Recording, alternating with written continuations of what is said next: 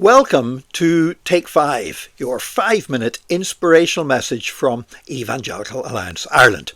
I am Nick Park, and all this week I'm bringing messages that are based around the Crimean War and lessons that we can learn from it. That was the war that took place in the 19th century, very strongly linked with what's happening in Ukraine today and the justification and the mythology that Vladimir Putin used in order to launch his invasion against the people of Ukraine. Now, we were talking yesterday about Florence Nightingale, a lady of strong Christian convictions who found her purpose in God and basically changed the world in which she lived. Well, there was another medical figure also would change the world that was involved in the Crimean War. He was on the Russian side, and he was a surgeon called Nikolai Pirogov. And Pirogov, he basically was the first man to use triage on the battlefield.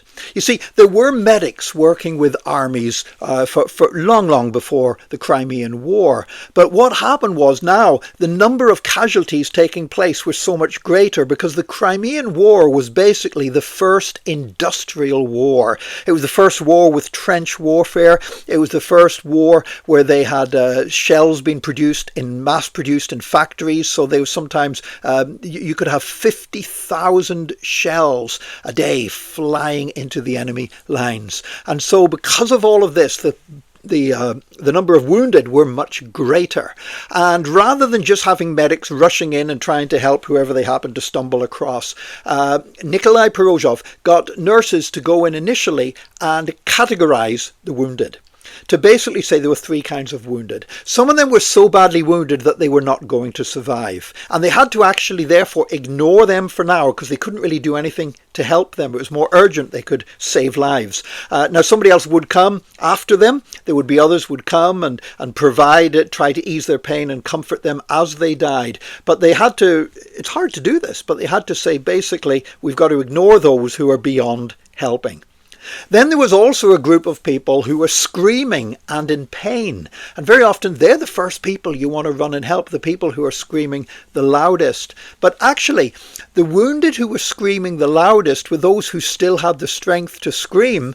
But there were others that were more seriously injured and more likely to die if they weren't treated right away. And those were the ones who weren't screaming, who were so seriously wounded they didn't have the strength to scream, but they weren't so badly wounded that their lives could not be saved. And so the whole aim of triage was to go in first of all to help those who were not mortally wounded, not definitely going to die, not beyond hope, but whose lives could be saved, but weren't the ones who were screaming. After that, they would treat the ones who were screaming, and then they would try to minister to those who were dying and there was no hope of recovery. And there's a great lesson there for us, because very often in life we deal with the problems that are screaming the loudest.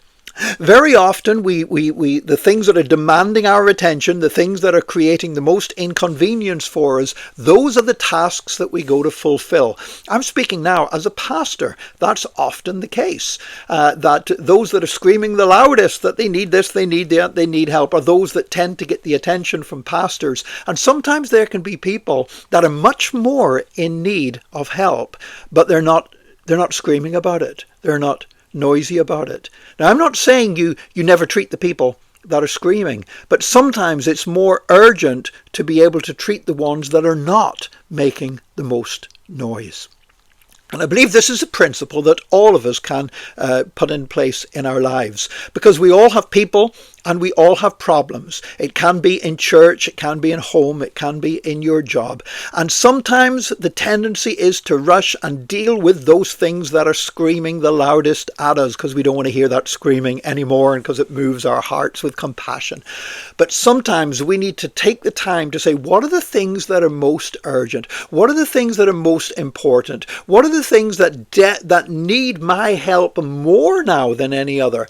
And they may not be the things or the people that are screaming the loudest. And so we need to be guided by the Holy Spirit to operate a spiritual triage to know who we should help first. May God give us the wisdom by his Holy Spirit to do that. And join us again tomorrow for another Take 5, your 5-minute inspirational message from Evangelical Alliance Ireland.